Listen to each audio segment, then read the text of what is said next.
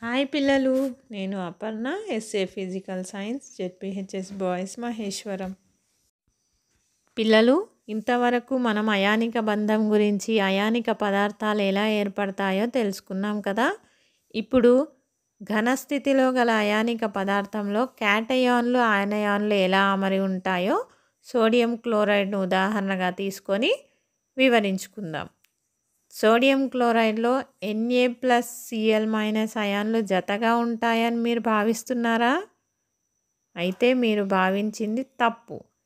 విద్యుదాకర్షణ బలాలు దిశా నియమం లేవని మనకు తెలుసు. కాబట్టి ఒక Na+ అయాను ఒక Cl- అయాన్ చేత ఒక ప్రత్యేక దిశలో ఆకర్షించబడడానికి, అదేవిధంగా ఒక Cl- అయాను ఒక Na+ అయాన్ చేత ఆకర్షింపబడడానికి అవకాశం లేదు.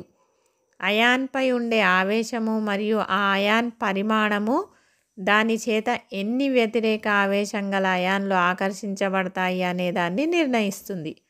అయితే ఈ సంఖ్య ప్రతి అయాన్కు నిర్దిష్టంగా ఉంటుంది.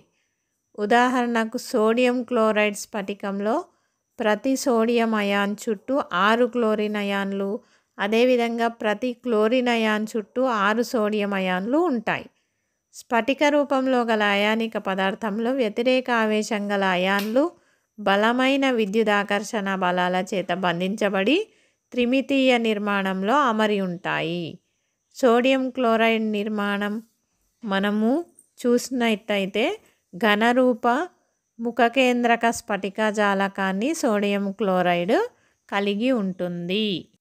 ఒక నిర్దిష్ట ఆవేశం గల అయాన్ చుట్టూ ఎన్ని వ్యతిరేక ఆవేశం గల అయాన్లు అమరి ఉన్నాయో అని తెలిపే సంఖ్యనే ఆ అయాన్ యొక్క సమన్వయ సంఖ్య అంటాం.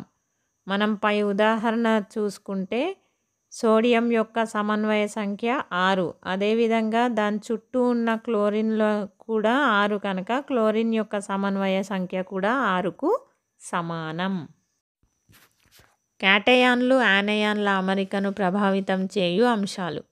పిల్లలు, మీరు ముందు పాఠంలో ఆవర్తన పట్టికలో పీరియడ్లు, గ్రూపుల్లో మూలకాల లోహ అలోహ ధర్మాలు ఏ విధంగా మార్పు చెందుతాయనేది తెలుసుకున్నారు కదా.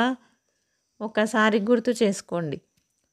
లోహ మూలకాలు ఏం చేస్తాయి? తమ బాహ్య కక్ష నుండి ఎలక్ట్రాన్లను కోల్పోయి అష్టక విన్యాసాన్ని పొందుతాయి. దీన్నే మనం లోహ ధర్మము లేదా ధన విద్యుదాత్మకత అని అంటాం. ఈ 1A, 2A, 3A గ్రూపు మూలకాలు ధన విద్యుదాత్మకత ధర్మం గల మూలకాలు క్యాటయాన్లను ఏర్పరుస్తాయి. అవునా?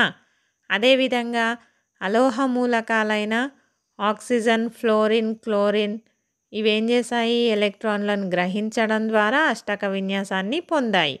అలా 5, 6, 7 గ్రూపు మూలకాలన్నీ కూడా ఈ స్వభావాన్నే కలిగి ఉంటాయి. దాన్నే రుణ విద్యుదాత్మకత అని పిలుస్తాం. ఈ రుణ విద్యుదాత్మకత స్వభావం గల మూలకాలను ఆనయాన్లను ఏర్పరుస్తాయి. ఎలక్ట్రాన్లను కోల్పోయి క్యాటయాన్గా మారే స్వభావం లేదా ఎలక్ట్రాన్లను గ్రహించి ఆనయాన్గా మారే స్వభావం అనేది క్రింది అంశాలపై ఆధారపడుతుంది.